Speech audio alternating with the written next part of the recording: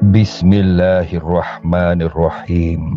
Ya Allah, Tuhan yang menggenggam hati-hati kami, sesungguhnya Engkau lebih mengetahui harapan yang tersimpan di lubuk sanubari buat negeri Sabah yang amat kami kasihi.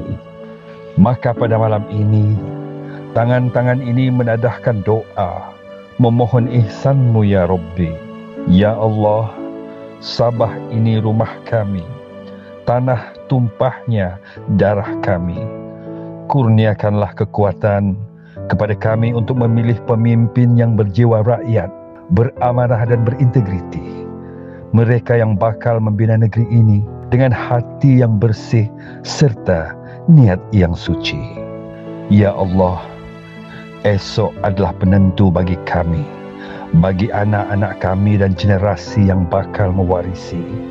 Jadikanlah pilihan kami esok lebih baik daripada hari ini. Pilihan yang mengundang keberkahan dan kerahmatan-Mu yang berkekalan buat negeri kami. Ya Allah, satukanlah hati-hati kami. Hapuskanlah perpecahan.